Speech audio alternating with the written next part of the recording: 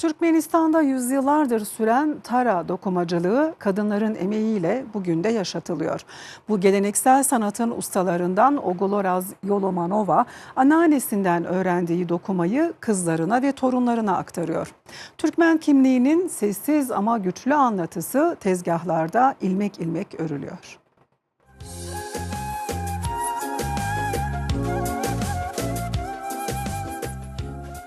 Türkmen halkının milli mirasının ayrılmaz bir parçası olan tara dokumacılığı, ipek ve pamuklu kumaşları dokumak için kullanılan tezgah anlamına gelen tara, kadınların sabrı ve ustalığıyla günümüze taşınıyor. Bu sanat yalnızca bir el işi değil, aynı zamanda kültürel kimliğe ve toplumsal değerlere ayna tutuyor.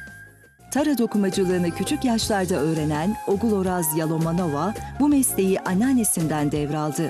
Yıllar geçse de tezgahın başından hiç ayrılmadı. Bu sanatı anneannemden ve annemden öğrendim. 6. sınıftan bu yana yıllardır tara dokuyorum. Çok zahmetli ama bir o kadar da kıymetli bir iş. Çünkü bu ninelerimizden kalan bir miras. El emeği, göz nuru, tara dokuması son derece zahmetli ve dikkat gerektiren bir süreç. Yaklaşık 700 iplikten oluşan dokuma tezgahında bir desen ipliğin yanlış ip aralığından geçirilmesi dokumanın bozulmasına neden olabiliyor. Bu dokumaların en özel örneklerinden biri de Türkmen kadınlarının geleneksel başörtüsü olan gınaç. Bir gınaç yapmak 3 gün sürer. Bütün dikkatinin yaptığın işte olması gerekir. Tek bir iplik atlanırsa neredeyse saç teli kadar ince, yaklaşık 700 iplikten oluşan dokuma bozulur.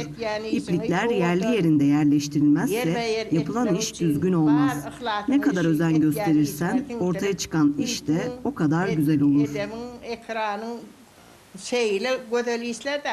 Dokumalarda kullanılan motiflerin her birinin ayrı bir anlamı var. Saç, kakül görünümünü çağrıştıran gulpak motifi, koruyuculuk, 7 adet gül içeren 7 gül motifi, kutsallık, bütünlük ve korunma, gül ise güzellik, bereket ve mutluluk anlamı taşıyor. Renk seçimlerinde de belli kriterler mevcut. Özellikle nazardan korunmak için beyaz ve siyah iplikler tercih ediliyor. Yaptığımız dokumaları püskül yaparak süslüyoruz. Özellikle yeni gelin olacak olanlar bu ürünleri satın alıyor ve çeyiz sandıklarına koyuyor. Bu sanatı torunlarıma ve gelinlerime öğrettim. Bu işin devam etmesi beni mutlu ediyor.